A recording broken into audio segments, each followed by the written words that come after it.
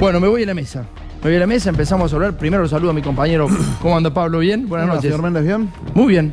Preocupado, más que preocupado, inquietado por cómo van a hacer para explicar todo esto.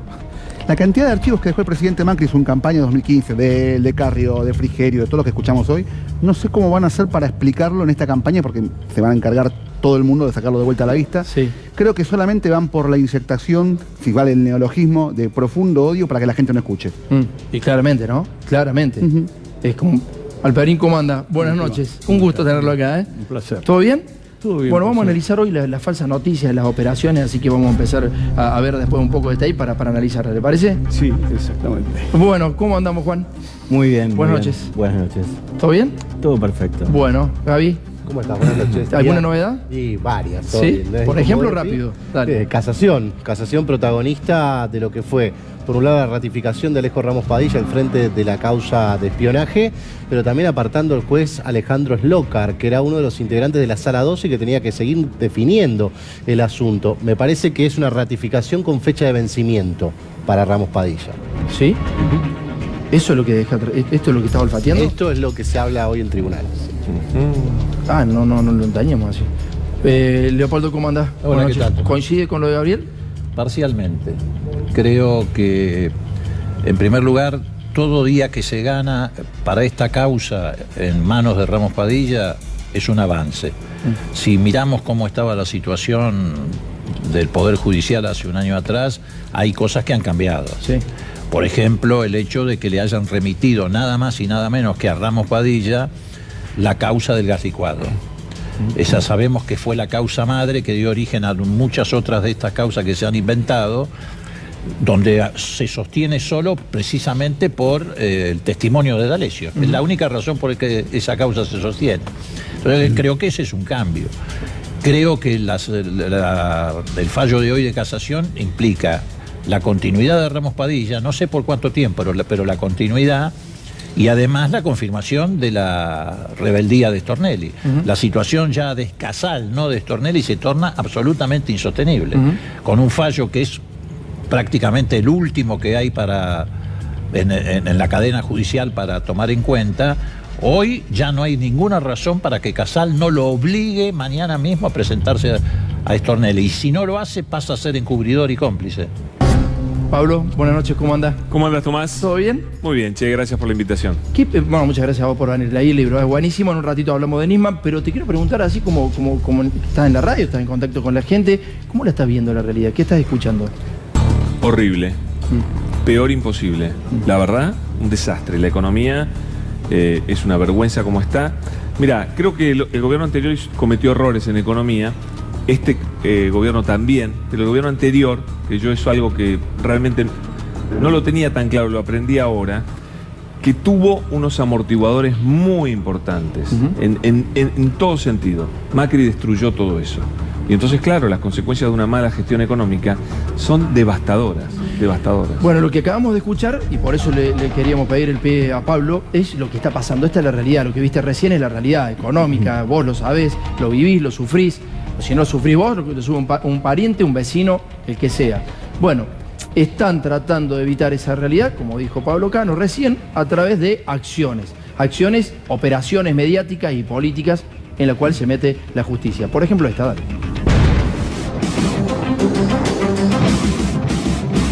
El otro día mostré la grabación de Valdés con Schiavi, Sí. hablando del Papa. Y Sí. también eso, vos me decís, ¿eso sirve para enjuiciar a alguien? No. Ahora, que un dirigente del peronismo cercano al Papa hable de cómo el Papa puede intervenir en la campaña, para mí es una noticia. Pero es gravísimo, Jorge, que esté en los servicios de inteligencia. Digo, lo que está haciendo arriba con la CIDE o la ex CIDE, la AFI, Nosotros la no tuvimos fecha- esa grabación por arriba, en la cadena, Yo lo que te digo es, nosotros en la no cadena tuvimos- eso sale de donde tiene que salir, que es un juez que lo hace. Digo, eso obviamente es una operación política. Nosotros no tuvimos esa grabación por los servicios. Jorge, Pero era un tipo que no le pinchan a él el teléfono. Yo digo, mañana, a mí me parece, viste que ahora salió la corte diciendo, che, se están yendo al carajo con las grabaciones. Lo que digo es, Sí. ¿eso qué sentido tiene? O las de Parrilli con Cristina, son re atractivas, escucharla a ella, tratarlo No. como un sirviente. Bueno, pero no tiene ningún interés público y es su vida privada y no hay ningún delito ahí. ¿Es su vida privada la conversación de la mina hablando de política con su Sí, secretario? ¿Es su vida privada la conversación de la mina hablando de política con su Sí, secretario? en su teléfono coso, con una pinchadura que no, Pero no no le está hicimos originada. nosotros la pinchadura. No, Pero no no le está hicimos originada. nosotros la pinchadura. Pero la jueza ordenó destruir esa parte de la pinchadura porque no era relevante, le pinchan el Pero teléfono. eso es para el expediente, no para un medio. ¿El Pero eso es teléfono? para el expediente, no para un medio. Lo grave es que los servicios de inteligencia están haciendo espionaje sobre la oposición, ¿entendés? Sí, Que sí. es lo que dijo ahora la Corte. Entonces, el tema es frente a esto, ¿qué me parece más grave? Si me cae muy mal Cristina, no me parece, ¿entendés lo que digo? Está bien, es discutible. Te acepto que es discutible. Eso. Te acepto que es discutible. Eso. ¿Pablo? No, un sinvergüenza, no digamos más nada. Yo, a ver, acá vos sos periodista, Pablo es periodista, Juan es periodista, él es una eminencia. La verdad, ¿yo qué te puedo decir respecto de esto?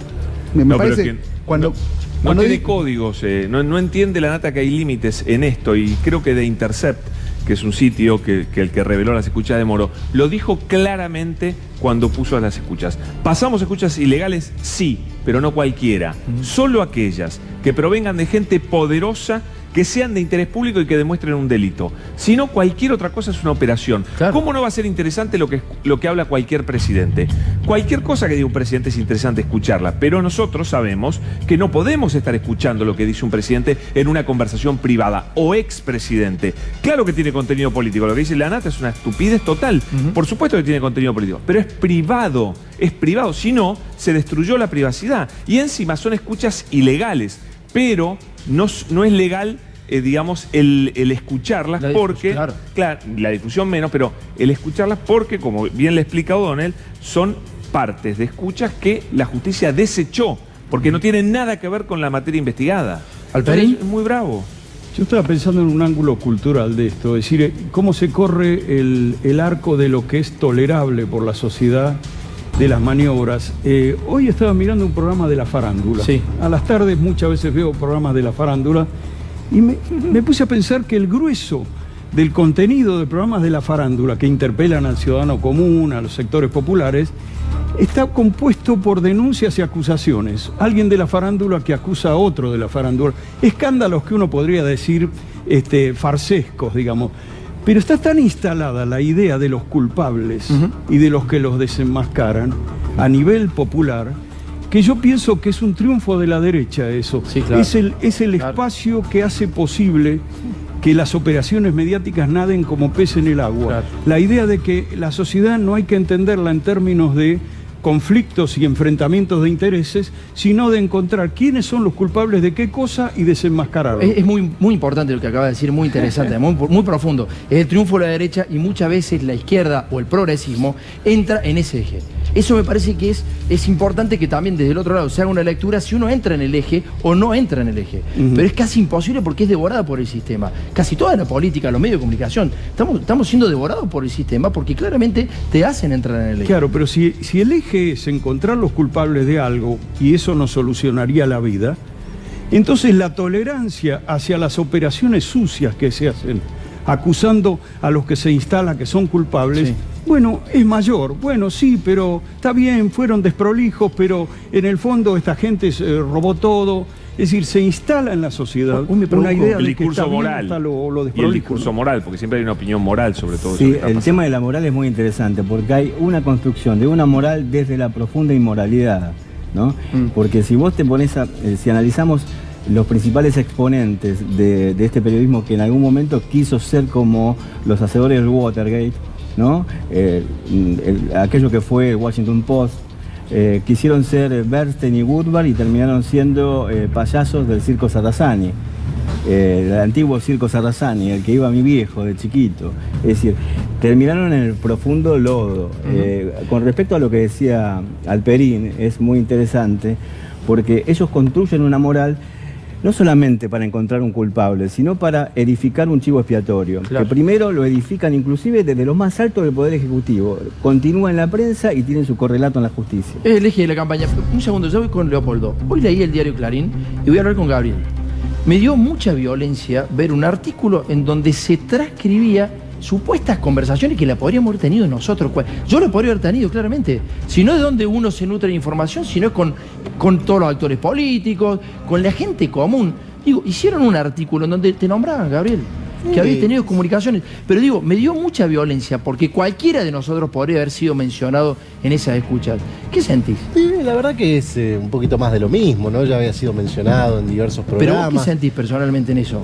La verdad es que no, primero, no... A ver, estoy muy tentado a decir quién escribió el artículo y por eso te voy a decir que es en defensa propia. ¿Sí? O sea, yo identifico claramente que es en defensa propia. Después lo estuvo tuiteando esa persona. Es en defensa propia, ¿no? Bueno, ¿quién es? Hay gente, Decinos hay gente que está, no puedo certificarlo, pero hay gente que está imputada de un delito en esta causa. Claro. Y no es un delito cualquiera, ¿sí? No es un delito contra la libertad de expresión, no es una imputación contra la libertad de prensa o el uso de las fuentes o la salvaguarda de las fuentes, sino estaríamos todos diciendo qué barbaridad lo que hace el juez Ramos Padilla. Es un delito sospechado de extorsión. Por ende, los riesgos de ser procesado en base a esta información son muy altos. Y yo entiendo que hay intereses corporativos que además representan ciertos personajes que aparecen involucrados en esta trama, que inevitablemente los llevan a hacer cosas en defensa propia. ¿Saben que es ilegal? Sí. ¿Saben que la Corte dijo que basta con este asunto? Sí. Y lo hacen igual. Pero no tenía sustancia, Gabriel. O sea, la nota no tenía ningún tipo de una sustancia. cosa quiero aclarar por ahí la gente que no leyó ese artículo. Lo que aparece, Gabriel, es que alguien le dice, che, pasale este artículo de La Nación a Gabriel. Una estupidez total. No tiene sustancia. Una pavada, pero ridícula. Pero entiendo que la idea es seguir construyendo sobre la base de, bueno, todos teníamos relación con... Claro, somos todos lo mismo. Algunos con presos, otro con extorsionadores, éramos todos lo mismo. No. Acá hay una diferencia clarísima. El juez la tiene bien clara y por eso hay alguien llamado indagatorio. Bueno, este tape que vamos a pasar ahora quiero que lo analice Leopoldo. Vas a empezar vos con el tape, quiero que lo veas primero y lo analizamos. Porque estás en la Comisión de Libertad de Expresión y me parece que todo esto merece también saber qué está pasando, qué repercusión tiene en la Cámara de Diputados. Esto tiene que ver con una operación que se hizo en contra de Máximo Kirchner y Garré. La hizo la misma persona de la cual está hablando recién Gabriel, pero con una manera muy tremenda de redacción. Un medio de comunicación no es un periodista. Claramente fue encargado a Daniel Santoro esa tapa de Clarín. Una tapa en donde había un título muy grande con un hecho sumamente grave en potencial. Me llama la atención cuando el periodismo habla en potencial. Y dicen, no, porque en la universidad te enseñan a utilizar el potencial. Si usás el potencial, lo que estás haciendo es resguardarte ante cualquier tipo de denuncia. Porque lo que estás diciendo, vos sabés que puede no ser verdad. Dale. De Parrilli con Cristina.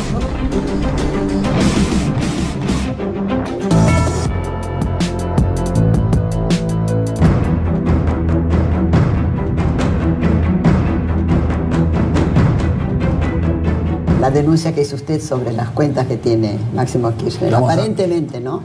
Vamos a ratificar 3 veces, ya que él negó 3 veces, vamos a decir ratifico. Y de la Garré también, ¿no? Y de la Garré también.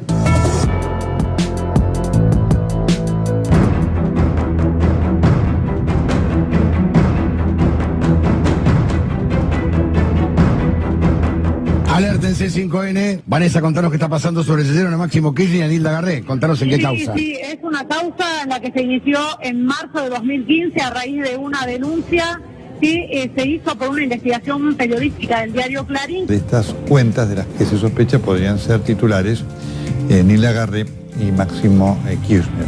Daniel es garantía de seriedad en estos hechos y en estas investigaciones. Esta información resultó ser falsa.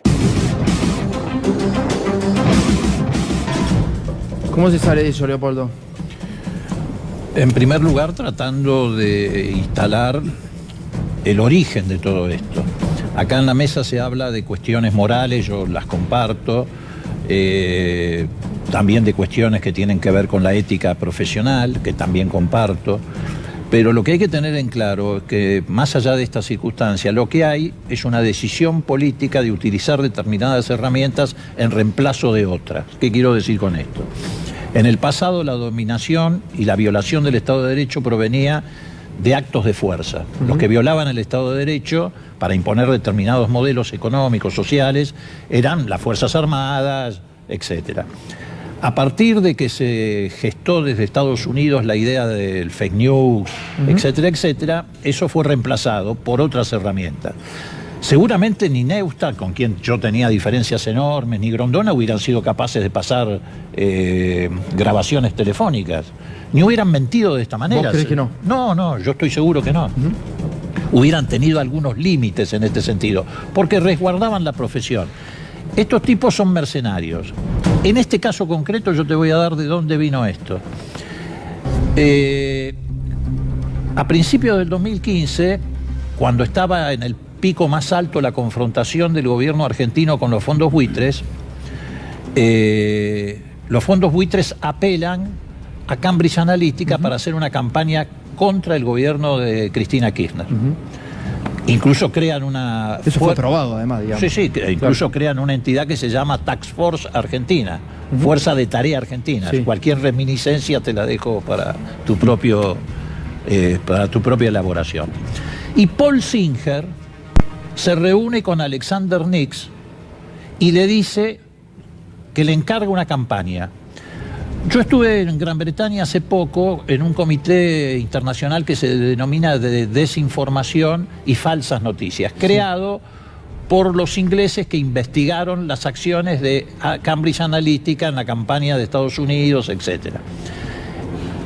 El responsable es interrogado en el Parlamento inglés, el responsable de Cambridge Analytica, que se llama Alexander Nix, y en un párrafo del interrogatorio reconoce haber recibido la propuesta de hacer una campaña anti-argentina.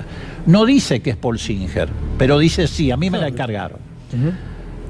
En ese viaje que hice, tengo testigos de esto, yo me reúno con una periodista que se llama Carol Canwell, que es del diario The Guardian, que es el que hizo la investigación a través de 2 arrepentidos de Cambridge Analytica. Y ella me mostró el manuscrito de Paul Singer,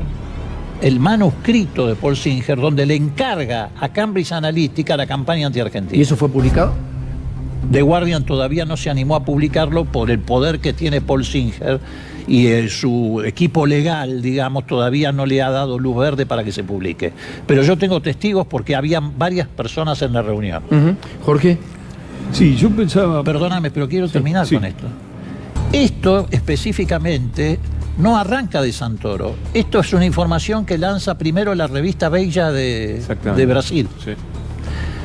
Esta información la plantó Paul Singer en ese momento, en el 2015. Y la recoge Clarín a través de Daniel Santoro, que en aquel momento Clarín estaba claramente alineado con los fondos buitres. Ese es el origen de esta noticia en concreto. La planta Cambridge Analytica en la revista Bella, como parte de la campaña de los fondos buitres, la recoge horas después, 24, 48 horas después. Clarín la transforma en tapa y ahí salió. Leopoldo, ese era el trabajo de Santoro en Clarín, siempre fue el mismo trabajo, buscar noticias anti-kirchneristas.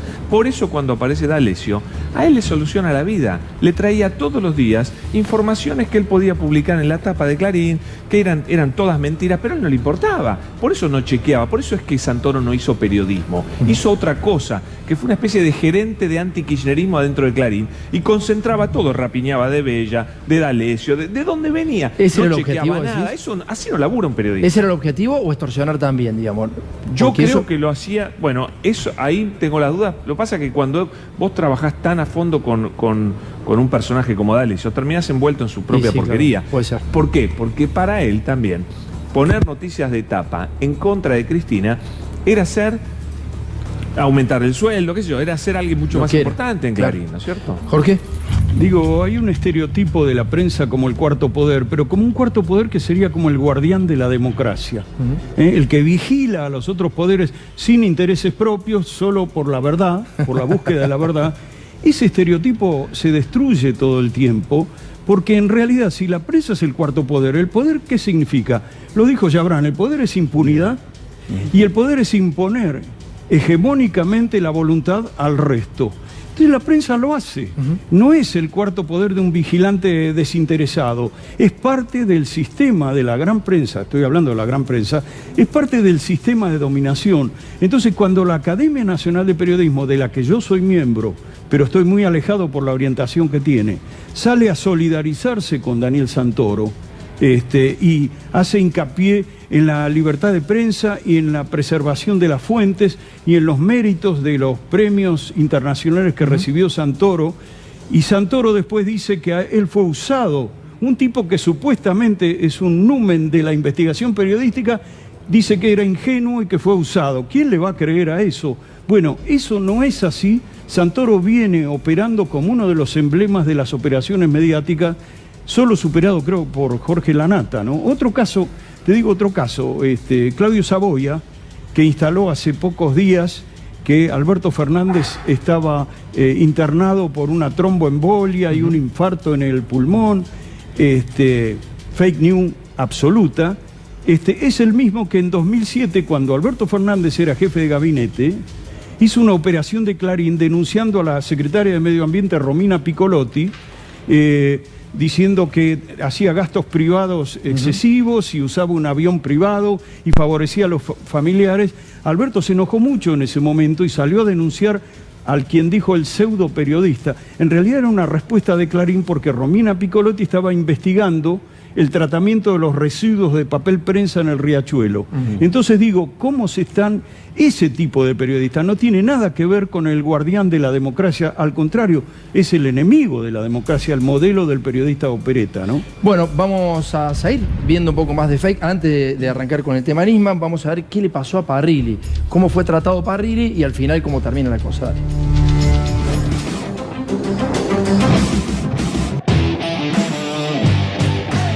El juez Ariel Lijo acaba de disponer la declaración indagatoria del ex número 1 de la AFI, Oscar Parrilli, por considerar, escuchen bien, que encubrieron y protegieron al entonces prófugo Esteban Ibar Pérez Corradi, el prófugo más buscado de la Argentina. Bueno, acá están Graciela Ocaña y Daniel Santoro. Pero Graciela Ocaña, esto se inició por una denuncia tuya, ¿no? Buenas noches. Buenas noches. Sí, claramente se veía el accionar de protección a Pérez Corradi. Por eso yo he dicho que Pérez Corradi ha tenido protección política todo este tiempo. Obviamente el encubrimiento es grave.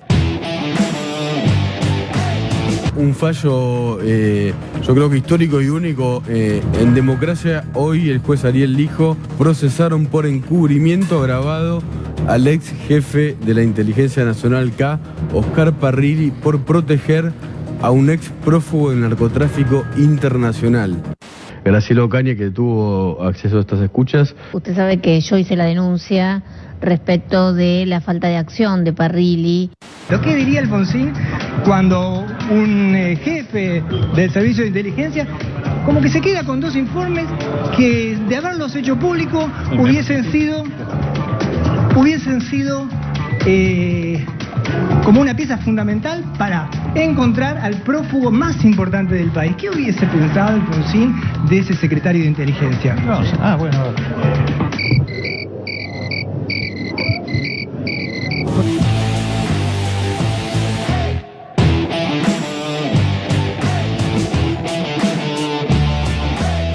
Alerta judicial en C5N. La decisión del juez federal Ariel Lijo, en la cual sobreseyó al ex titular de la Agencia Federal de Inteligencia, Oscar Parrilli.